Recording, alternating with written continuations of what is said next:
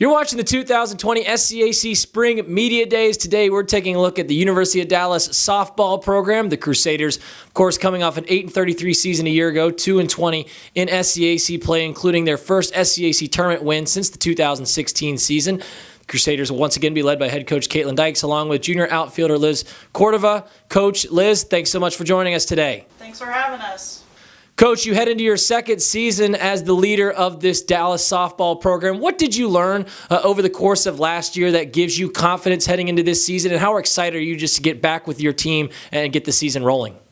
Excitement's really high. Last year, I think the biggest thing that I learned is that the girls have the potential. We built a really nice foundation, and we're just excited to keep rising to the occasion every day. And this season, we're going to have a lot better outcomes, I believe, with what I've seen so far at practice and just the morale and everything like that. It's going to be a fun year. Liz, through your first two seasons, you've started 75 games. You've been a huge part of the makeup of this program. But what feels different this year as an upperclassman? Do you see your role changing at all in terms of, sort of a leadership position? And how excited are you to get back with your teammates and get the year going?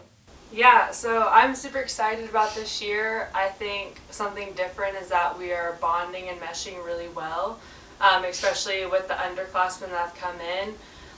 As an upperclassman, I believe that most of us have done a pretty good job about taking them under our wing and making sure that everyone is doing well in school, or if anybody ever needs anything, like, we are definitely there.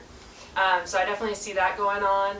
As a leadership role, I think there may be a few of us that have really stepped up and have asked people, like, hey, do you need this? Like, I've really taken initiative outside of not only sports, but outside of also like school things, like just going out to go eat or something like that. So. Coach, how does it feel going into your second season, knowing what to expect, your athletes knowing what you expect from them, and having started to establish your culture? Does that allow you to sort of be ahead of schedule this year in terms of what it looked like last year when it comes to preseason? Definitely.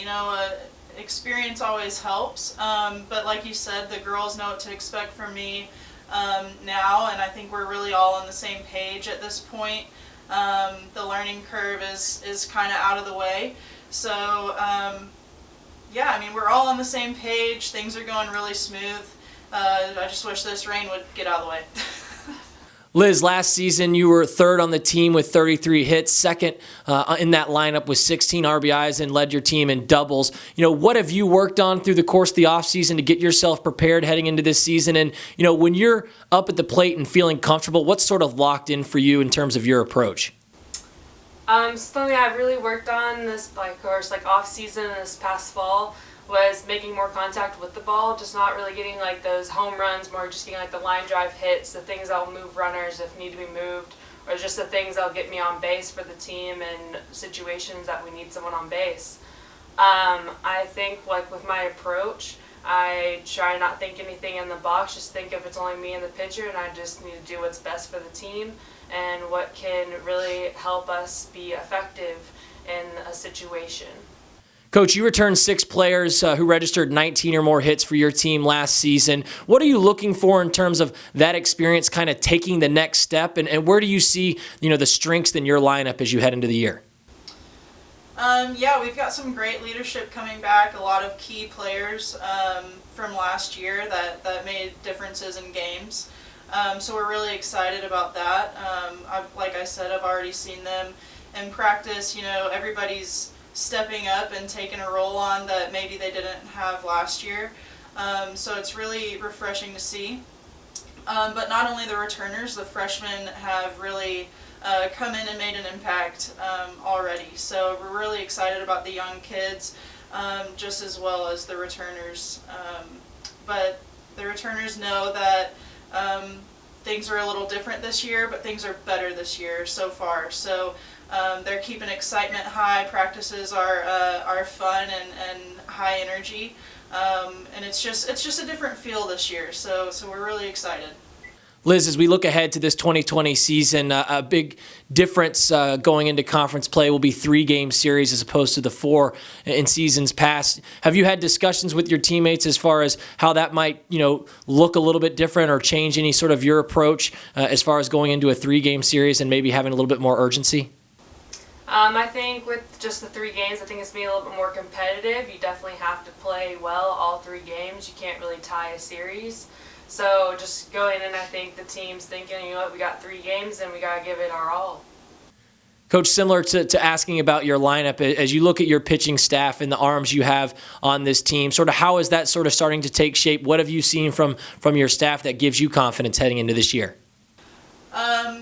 Our staff is going to keep us in a lot of games this year. They last year produced a lot of outs for us. Our defense has been really strong. At the SCAC tournament last year, we ended on a really high note, and we've carried that into this season. So, our pitching staff is looking strong. I'm excited for them, and we're gonna have a little different approach this season, I think, but we've talked with them about it, and they're ready, they're prepared, and they know their roles, and they're ready to get going. Liz, finally, to wrap things up with you, as you've had conversations and discussions with your teammates about some of the goals for this 2020 Crusaders softball team, what have those conversations looked like, and what are some of those goals and expectations as you head into the year? So talking with the team, for most part, our goal is to get back to the conference tournament. Last year, I believe we really made an impact, and we proved to people that, we are here, and we have worked hard, and we deserve to be here. And so I think that's what we want to do again this year as well. I think another goal right now is just to bond with the team and make sure everybody's working well together, because you can't play on the field unless everybody else is all in and you know how everybody else plays. And Coach, finally, to wrap things up, this season is successful if what plays out on the diamond for you and this team this year. What are you looking for in terms of kind of taking that next step with this group as you continue to build that program in Irving? I've told the girls the same thing. Last year, we went into the tournament as the bottom seed, and we finished in 4th place. And I wouldn't say I would solely say our season was successful if this were to happen, but I definitely would like to see an improvement on seeding and finishing in the tournament. I know there's been a lot of changes around the conference, and we went through that last year. So I really think that we can do it. We can come in the 5th, maybe 4th seed, and hopefully finish higher than that. The University of Dallas softball program, again, the Crusaders will head into the season under the leadership of head coach Caitlynn Dykes, along with junior outfielder Liz Cordova. The Crusaders will open up the 2020 campaign on February 7th at home with a doubleheader against Southwestern College of Kansas. Coach, Liz, thanks so much for joining us today, and best of luck as you head into the year. Thanks.